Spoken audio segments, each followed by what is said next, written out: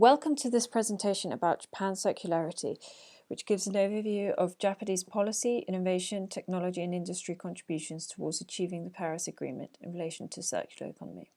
I'm Helena Bangert, and this research project was conducted as part of the Minerva Market and Policy Intelligence Programme of the EU-Japan Centre for Industrial Cooperation. The centre is a joint venture between the European Commission and the Japanese Ministry for Economy, Trade and Industry, also known as METI.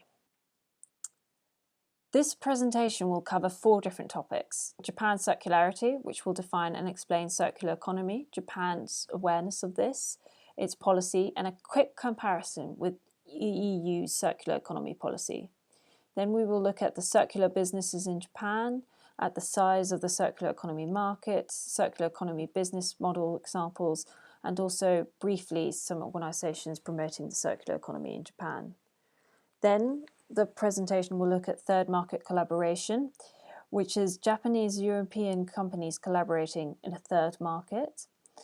And finally, measures towards a green recovery will also be discussed within EU and Japan in terms of the economic recovery from the COVID-19 pandemic.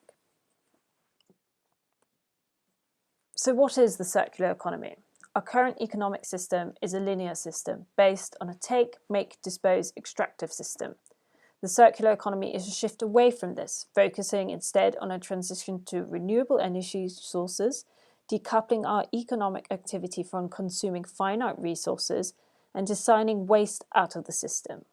The leading circular economy NGO, the Ellen MacArthur Foundation, defines it as 3 guiding principles: design out waste and pollution, keep products and materials in use, and regenerate natural systems. The Ellen MacArthur's butterfly diagram is a good conceptualization of the circular economy. There are 2 systems. In the biological cycles, biologically based materials such as food, cotton or wood re-enter the system through processes including anaerobic digestion and composting. These then regenerate living systems such as soil, which in turn provide renewable resources for the economy. Meanwhile, the technical cycles are recovering and restoring products, parts and materials through strategies including reuse, repair, remanufacture or recycling, where the latter should be seen as a last resort. Digital technology is also a key driving force, as it can provide a systemic shift to increasing virtualization and provide feedback-driven intelligence. But why does this matter? It matters because during the last 100 years, the world has seen a huge increase in global population, increasing by 1 billion between 2007 and 2019, alongside increasing economic development and increasing need for energy and finite resources, which has also caused significant increase in greenhouse gas emissions, causing the climate crisis in part. So we need a holistic response to this and to change our current broken economic model. So what is Japan's awareness of the circular economy? Circularity and the circular economy is not a new concept in Japan, and it is clear that public awareness of the circular economy is growing. Japan hosted the 2nd World Circular Economy Forum in Yokohama in 2018, but public awareness is still developing, as this 2020 consumer survey of 1,400 consumers by Dentsu Inc. shows, where 33.9% were aware of the circular economy. Likewise, another 2020 consumer survey, this one by the Deutsche Bank ING, defined Japanese consumers as non-engagers. That is to say, they are most likely not to factor in sustainability, and they are unwilling to pay higher prices and more skeptical about individual responsibility in that regard. So there is obviously still work to be done. To give an overview of Japan's circularity compared to EU's 27 member states, 14 different indicators relating to the circular economy are presented here. They are grouped into 5 key circular economy issues: resources in terms of material productivity and material footprint per capita, waste, looking at the generation and recycling rates of both municipal and industrial waste, energy, where the indicators relate to energy productivity and the share of renewable energy, greenhouse gas emissions in terms of intensity and per capita emissions, and lastly, innovation, where EU and Japan's latest ranking on the Global Innovation Index is compared. In terms of resourcing, concerning material productivity and material footprint, Japan scores better than EU member states. Likewise, in terms of waste generation, Japan generates less municipal waste per capita and also disposes less of that waste in landfills. Japan has a 10% lower municipal recycling rate and higher rate of municipal waste that is incinerated, with a very high percentage being incinerated in waste-to-energy facilities. However, Japan's recycling rate has stagnated in recent years, as has its material productivity. EU leads in terms of energy productivity and the amount of renewable energy in the total primary energy supply, and the EU has lower greenhouse gas emissions intensity of energy consumption and greenhouse gas emissions per capita. And the final indicator, which is innovation, Japan also scores higher than the average of the EU member states. Ultimately, though, both Japan and the EU are still undergoing a journey to reach the circular economy, and there's improvement to be made on both sides. This brings us to policy. Japanese policymakers that I interviewed stated that they were inspired by EU policy. The EU and Japan do cooperate within circular economy, especially through their bilateral industrial policy dialogue. And the EU and Japan's definition of circular economy broadly aligns with that of the Ellen MacArthur Foundation. The EU's first specifically named Circular Economy Action Plan was adopted in 2015, and with the launch of the European Green Deal by the new European Commission President Ursula von der Leyen, it has continued to build on this. A new Circular Economy Action Plan was launched in March 2020, and it focuses on 7 areas, as can be seen on the slides. Worth mentioning particularly are the key product value chains of electronics and ICT, batteries and vehicles, packaging, plastics, textiles, construction and buildings, food, water and nutrients. So what is Japan's policy framework? Japan faces numerous issues, including an aging population and correlating a shrinking workforce, regional decline, economic stagnation, and a dependence on importing resources, aside from the ongoing corona pandemic. So in terms of its circular economy policies, its policies were initially heavily focused on recycling, but has now broadened. These are rooted in the concept of the Sound Materials Cycle Society, which was enacted by the Basic Act for establishing a Sound Materials Society in 2000.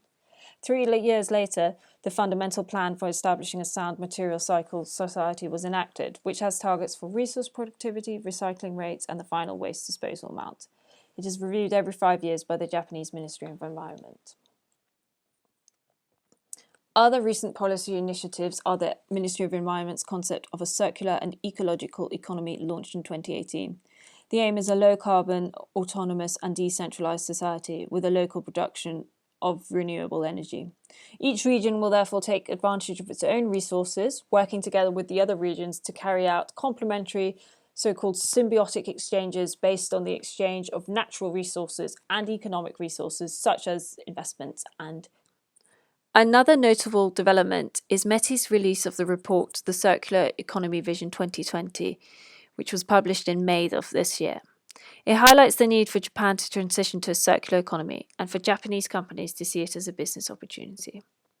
It focuses on 3 main points. The first, widespread adoption of circular business models. Central to this is that it should be a voluntary shift rather than heavily regulated in order not to stifle development. When interviewing METI representatives, this latter point was especially emphasized. 2, requirement of appropriate evaluation from the market and society. And this is because of growing interest from Japanese businesses in Japan to fulfill the SDGs and conduct ESG investment. The report therefore proposes guidance for circular economy investment, which METI is currently working on development. METI also wants to ensure that there is a marketplace and desire from consumers to buy alternative products made from different recycled and reused materials to support alternative business models. The third is the establishment of a resilient resource circulation system, underlying that domestic circulation systems should be optimized and the promotion and support of international resource recycling and international development. Lastly, the report also highlights 5 areas which need special attention in terms of circularity. These are plastics, fibers, carbon fiber reinforced polymers, and this is also known as CFRP, which is an extremely durable, light, strong and heat-resistant material which can reduce greenhouse gas emissions through reducing weight, but it's also hard to recycle. Batteries, another focus areas, and lastly, solar panels. As you may have noticed, plastic fibres and batteries also focus areas of the EU Circular Economy Plan.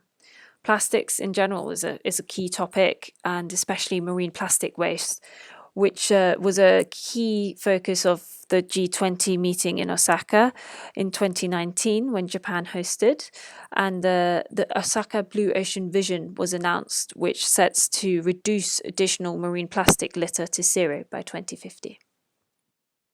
However, the circular economy does not just include the above focus areas. It is also pivotal to consider the underpinning energy usage. Japan's total primary energy supply still relies heavily on coal and oil. Japan's priorities changed substantially after the 2011 Great Eastern Earthquake, with public opinion turning against nuclear energy. So Japan's energy policy is rooted in the 5th edition of the Basic Energy Plan, published in 2018 and set to be updated in 2021 by METI. Japan's government is hoping to increase its percentage of renewable energy use from 16% to between 22 and 24%.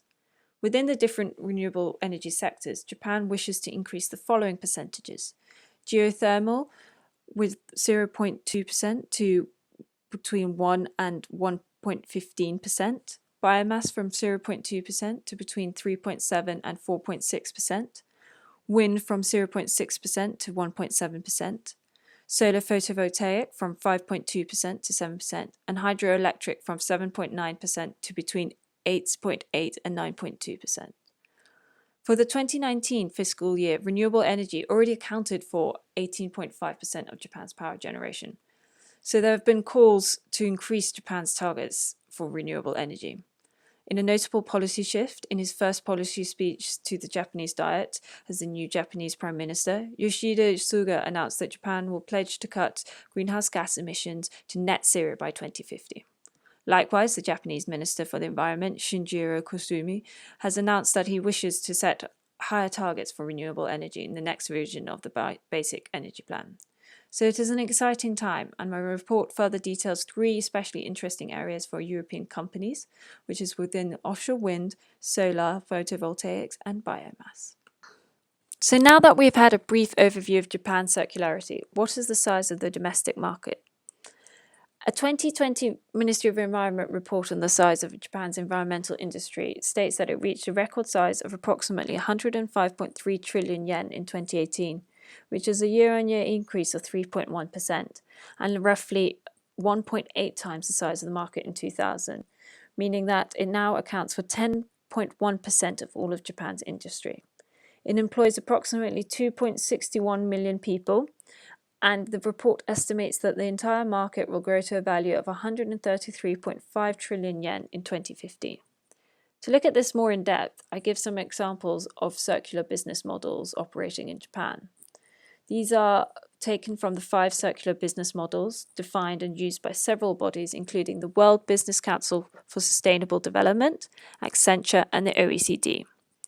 When implementing these business models, life cycles assessments and environmental impact studies should of course also be considered. There are 20 examples of these in my report, but here's a selection to illustrate the different models. The first is circular supply models. This model replaces traditional material inputs with renewable bio-based recovered ones and promotes circular product and consumption systems. Saga City is an example of this. The mayor, he's very keen for the city to be a hub for circular economy innovation to reinvigorate the region. Several projects have been initiated, including a new waste incineration plant, which uses captured CO2 from the waste incineration plant to use in farming companies. There has also been a circular furniture project set in motion in collaboration with Dutch stakeholders, which uses recycled fibre waste and sustainable patented cypress veneers. The next model is resource recovery model, where you produce secondary raw materials from waste such as upcycling and recycling. A good example of this is the Life for Tires group, which is a Slovenian-Italian joint venture. It has patented recycling technology for end-of-life tires. Japan annually disposes of more than 1 million tons of these tires and has no suitable method to sustainably recycle them, which this group then offers a unique solution to and is in the process of entering the Japanese market. The next model is product life extension models, where you extend the lifetime of products, achievable in several different ways, by designing products with maintainability, repairability, reuse and remanufacturing, have those as key attributes, and produce them out of high quality and durable materials. So food waste is a big issue in Japan, with 6.12 million tonnes of edible food discarded in 2018, according to government statistics. So the startup Co-Cooking Limited launched the app Tabete in 2018, which lets restaurants and other food retail outlets sell their excess food, which would otherwise be thrown out. So customers pay for the food at a reduced price, with 65% of the proceeds going to the store and the 30% going to co-cooking, and then the rest is donated to charities that support feeding underprivileged children. The next model is sharing models, where you maximise the use of goods and resources via predominantly online platforms to rent, sell, share and reuse. However, this business model has been particularly hard hit by COVID-19 pandemic, as the general public feels less secure about sharing goods.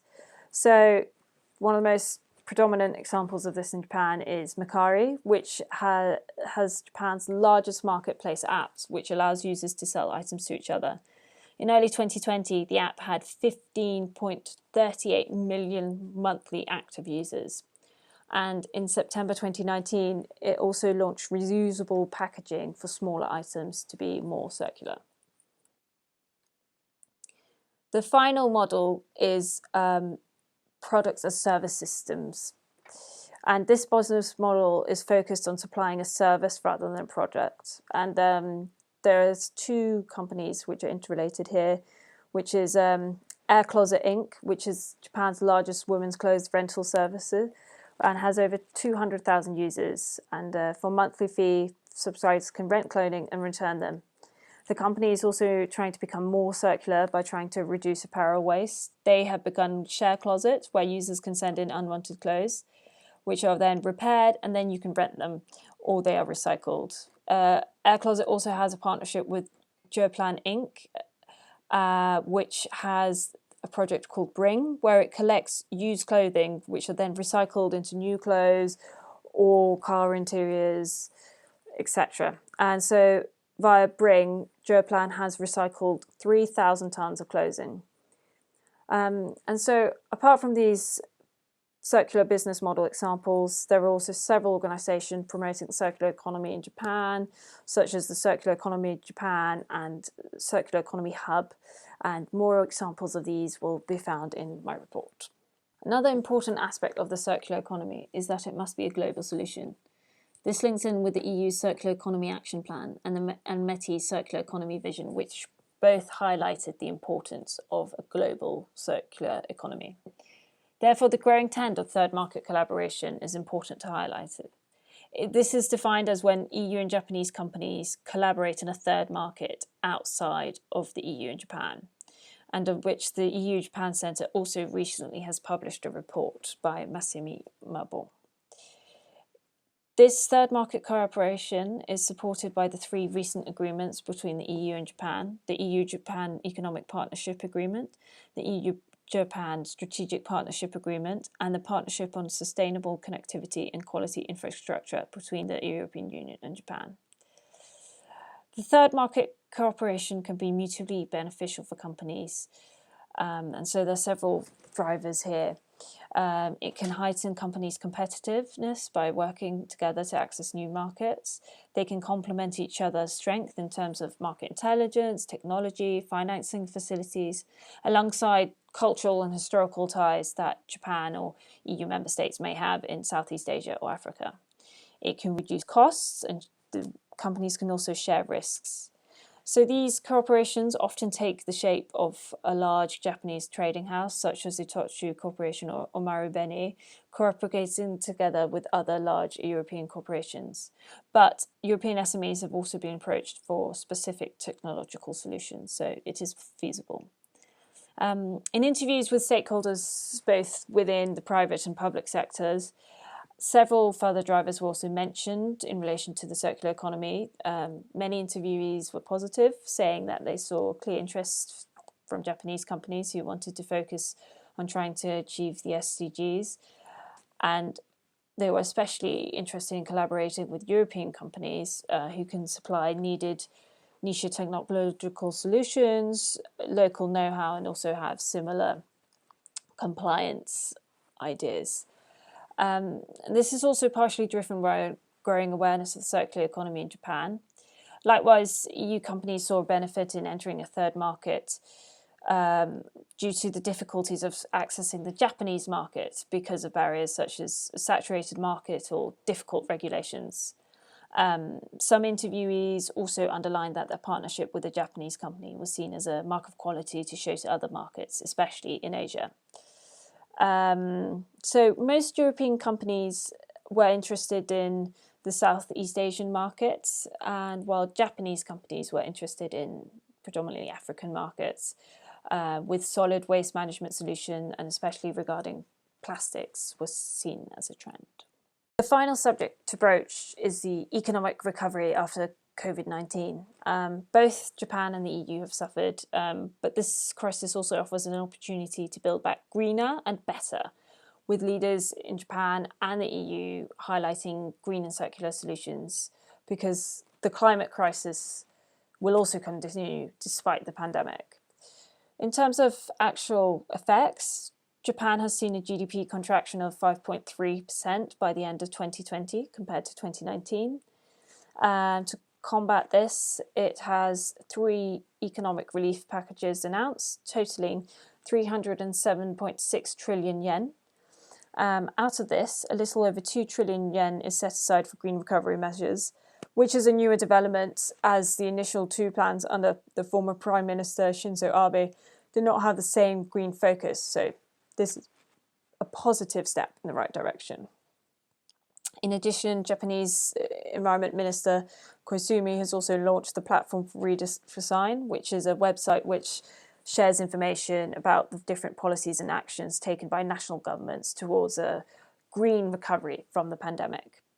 As Japan, the EU has also suffered. It has seen a GDP contraction of 7.4% by the end of 2020 compared to 2019.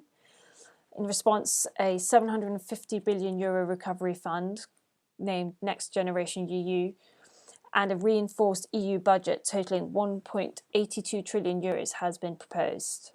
And of this, at least 30% of the EU budget and the Next Generation EU must go towards climate change alleviation. So Europe very firmly promoted a green recovery, and leaders especially mentioned that it should also be a circular economy to collaborate and work together and continue the work of the Green Deal. In conclusion, in order to accelerate the transition to the circular economy, my report recommends 3 future policy focus areas. First, implementing a green circular recovery, as the COVID-19 pandemic can and should be used to build back better. Second, continue to enhance global political cooperation on circular economy through building on the recent seminal agreements between the EU and Japan. And lastly, increasing public awareness and support of the circular economy through actively promoting circular business models and mobilizing more funding towards circular initiatives. Thank you for your time and attention. For further information about the EU-Japan Centre for Industrial Cooperation, please go to the website www.eu-japan.eu.